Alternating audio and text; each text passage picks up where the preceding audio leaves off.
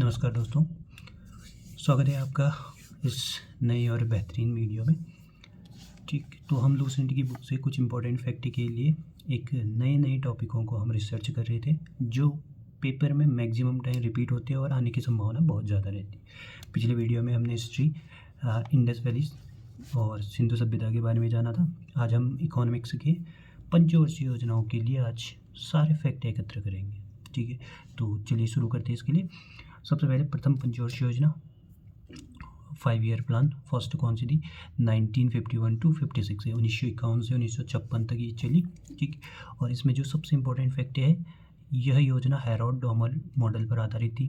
ठीक, और इसका जो कार्यक्रम था अर्थव्यवस्था के संतुलित विकास की प्रक्रिया आरंभ करना था। ठीक, इस योजना में कृषि को उच्च प्राथमिकता दी गई। ये मोस्ट इम्पोर्टेंट बहुत बार रिपीट हो चुका है कि इसका उद्देश्य क्या था आपका, तो ये कृषि पर ज़्यादा आपको प्राथमिकता देती है।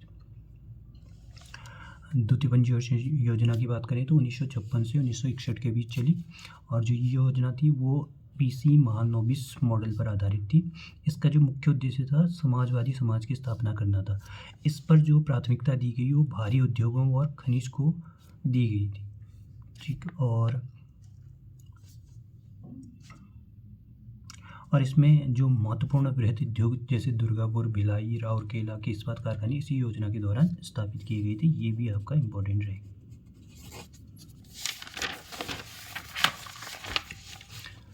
बात करें तीसरी पंचवर्षीय योजना जो 1961 से 1966 तक चली, और इसको मैंने असफल लिखा। ठीक, क्योंकि इस पर अभी जो आगे फैक्ट आएंगे उस पर पता चल जाएगा क्यों ये असफल हो गई थी। ठीक, यह योजना जॉन सैंडी और सुखमय चक्रवर्ती के मॉडल पर आधारित थी। तीसरी पंचवर्षीय योजना को गॉडगिल योजना के रूप में भी इसे जाना जाता है। इस योजना का मुख्य उद्देश्य था अर्थव्यवस्था को आत्मनिर्भर बनाना और स्वतः स्फूर्त अवस्था में पहुंचाना था। इस योजना में कृषि और उद्योग, पहली में कृषि था, दूसरे में उद्योग था, अब तीसरे में हमने कृषि और उद्योग को दोनों को ही प्राथमिकता देनी शुरू कर दी। इस योजना के अंतर्गत 1964 में पूर्व सोवियत संघ के सहयोग से बोकारो, जो कि झारखंड में है, बोकारो आयरन एवं स्टील इंडस्ट्री की स्थापना की गई।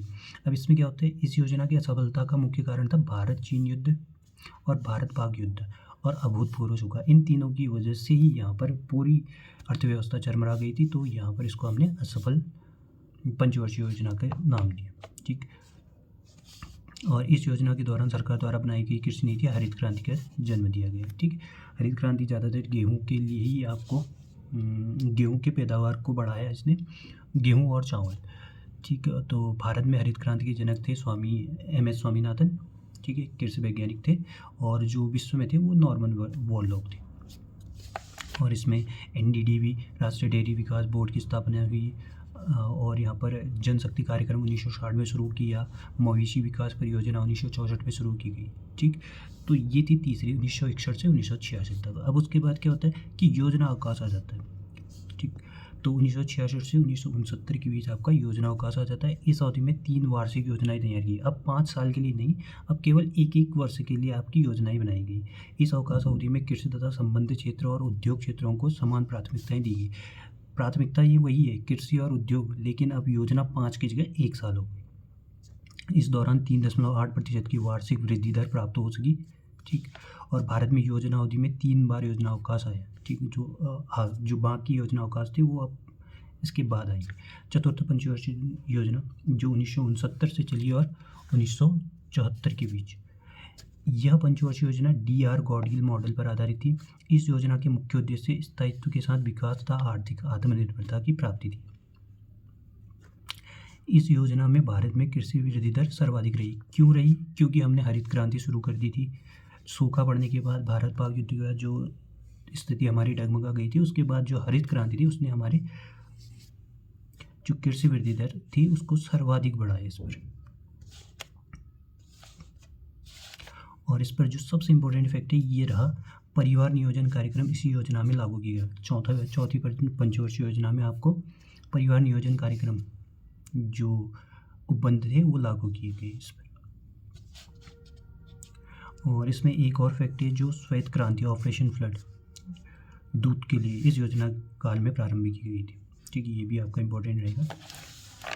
उसके बाद इस योजना के दौरान 1971 में पहली बार गरीबी हटाओ का नारा पेश किया गया। ये मोस्ट इम्पोर्टेंट है, बहुत बार आपका ये पूछा जा चुका है। ठीक। और यह योजना अपने लक्ष्य को प्राप्त करने में असफल रही, होने को तो ये असफल रही। अब इसका कारण क्या था? इसकी विफलता का कारण मौसम की प्रतिकूलता तथा बांग्लादेश से शरणार्थियों का आगमन था।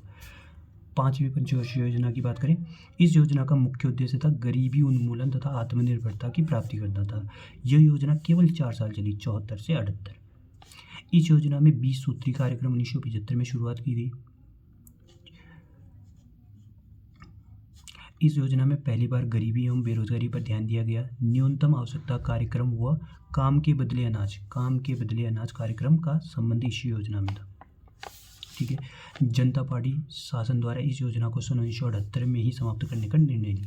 तो 4 साल चलने का कारण क्या था कि यहाँ पर सरकार बदल गई। अब जनता पार्टी का शासन आ गया 1978 में, तो उन्होंने अलग सी योजना चलाई 78 से 80, फिर से सरकार चेंज हो गई 80 से, फिर से आपका पंचवर्षीय योजना शुरू हो जाती है। ठीक है। 1978 से 83 अवधि के लिए अनवरत योजना, रोलिंग प्लान जिसको कहते हैं, मोरारजी देसाई के नेतृत्व वाली जनता पार्टी सरकार द्वारा बनाई गई। लेकिन इंदिरा गांधी के नेतृत्व वाली नई सरकार जो कांग्रेस की थी वो 1980 में ही समाप्त कर दी गई। ठीक है। तो उसके बाद छठी पंचवर्षीय योजना 1980 से 85, 2 साल का यहाँ पर रोलिंग प्लान चला गया। अब 80 से 85 चलेगा, पंचवर्षीय योजना फिर से लौट आई।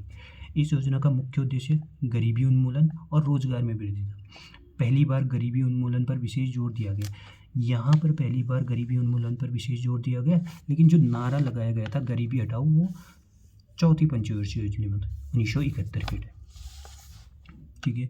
अगली बार आता है 7वीं पंचवर्षीय योजना 1985 से 90। प्रमुख उद्देश्य क्या थे? समग्र रूप से उत्पादकता को बढ़ाना और रोजगार के अधिक अवसर जुटाना। ठीक है। और यहाँ पर आपका क्या था? देसी तकनीकी विकास के लिए सुदृढ़ आधार तैयार करना था। भोजन, काम और उत्पादन का नारा इसी योजना में दिया गया। ये जो नारे होते हैं ये बहुत इंपॉर्टेंट होते हैं। गरीबी हटाओ चौथे में था, और भोजन, काम और उत्पादन का नारा आपकी 7वीं पंचवर्षीय योजना में दिया गया। जवाहर रोजगार योजना 1989 में शुरू की गई। ऑपरेशन ब्लैक बोर्ड की शुरुआत भी 1987 में की गई, और साक्षरता मिशन 1988 में, जो कि 7वीं पंचवर्षीय योजना में शामिल थे। सेबी की स्थापना 12 अप्रैल 1988 को एक कार्यकारी निकाय के रूप में हुई, जो 7वीं पंचवर्षीय योजना का था। ठीक है। उसके बाद 90 से 92, 2 साल का फिर से आपका यहाँ पर योजनाओं का चला। 1 अप्रैल 1990 से 31 मार्च 1992 तक राजनीतिक अस्थिरता एवं आर्थिक संकट के कारण 1 वर्षीय योजना बनाई गई, जिसको हम रोलिंग प्लान ही कह सकते हैं। 1 साल के लिए चली थी, एक साल के लिए, तो 2 साल 1990 से 92 तक। ठीक है। तो 8वीं पंचवर्षीय योजना की बात करें तो इस योजना में सर्वोच्च प्राथमिकता आपको मानव संसाधन का विकास अर्थात रोजगार एवं शिक्षा एवं जन स्वास्थ्य को दिया गया। अर्थात मानव विकास को सारे विकास प्रयासों का सार तत्व माना गया, यानी मानव का विकास ही यहाँ पर सर्वोपरि माना गया 8वीं पंचवर्षीय योजना में, जो 92 से कहाँ तक चला? 97। ठीक है। इसी काल में प्रधानमंत्री रोजगार योजना 1993 की शुरुआत हुई। 8वीं योजना में ही राष्ट्रीय महिला कोष की स्थापना हुई। 1993 में भारत सरकार के मानव संसाधन मंत्रालय के तहत महिला तथा बाल विकास विभाग, जो आजकल आपका महिला बाल विकास मंत्रालय है, वो 1993 से ही शुरू किया गया, जो 8वीं पंचवर्षीय योजना का एक मुख्य तथ्य था। इस योजना में प्रारंभिक शिक्षा को सर्वव्यापक बनाने, 15 से 35 वर्ष के लोगों में निरक्षरता को पूर्णतः समाप्त करने का प्रयास किया गया। 9वीं पंचवर्षीय योजना 1997 से चली, 2002 तक चली। 9वीं पंचवर्षीय योजना में सर्वोच्च प्राथमिकता न्यायपूर्ण वितरण एवं समानता के साथ विकास को दिया गया। इस योजना की असफलता के पीछे अंतर्राष्ट्रीय मंदी को जिम्मेदार माना गया। ठीक। तो 10वीं पंचवर्षीय योजना की बात करें तो देश में गरीबी और बेरोजगारी समाप्त करना था तथा अगले 10 वर्षों में प्रति व्यक्ति आय दुगुनी करना प्रस्तावित था। 11वीं पंचवर्षीय योजना 2007 से 2012 तक चली। इसमें क्या था? 1 अप्रैल 2007 से शुरू हुई। इसका मुख्य लक्ष्य था तीव्रतम एवं समावेशी विकास। 11वीं योजना सकल घरेलू उत्पाद की औसत समृद्धि वृद्धि दर 8.3% रही। इस प्रकार सर्वाधिक वृद्धि दर 11वीं योजना में रही, और उसके बाद जो दूसरी सर्वाधिक वृद्धि दर थी वो 10वीं पंचवर्षीय योजना में रही थी। और 11वीं के बाद 12वीं पंचवर्षीय योजना में, इसमें 11वीं पंचवर्षीय योजना में शिक्षा के लिए विषय वस्तु थीम अनिवार्य प्रारंभिक शिक्षा था। 12वीं पंचवर्षीय योजना 12 से 17 तक चली। इसका मुख्य उद्देश्य था तीव्र, अधिक समावेशी और धारणीय विकास। ठीक है, सस्टेनेबल विकास होना चाहिए। 12वीं पंचवर्षीय योजना में धनराशि सामाजिक सेवाओं की मदद से निहित की गई। ठीक, तो ये 12 पंचवर्षीय योजनाएं चली जो 1951 से शुरू हुई और 2017 तक चली। बीच में 3 योजनाओं का देखने को मिला हमें, ठीक है, और तीसरी और चौथी कुछ पंचवर्षीय योजनाएं ऐसी थी जो असफल भी रही, ठीक है, और उनमें जो हमने फैक्टर पढ़े थे कि सूखा पड़ गया और बाहरी आक्रमण हो गए, तो ये थे। अब यहाँ से आपका कोई भी पंचवर्षीय योजना नहीं थी। तो ये थे पंचवर्षीय योजना के important fact. I hope you like it this video. तो थैंक्स फॉर वॉचिंग।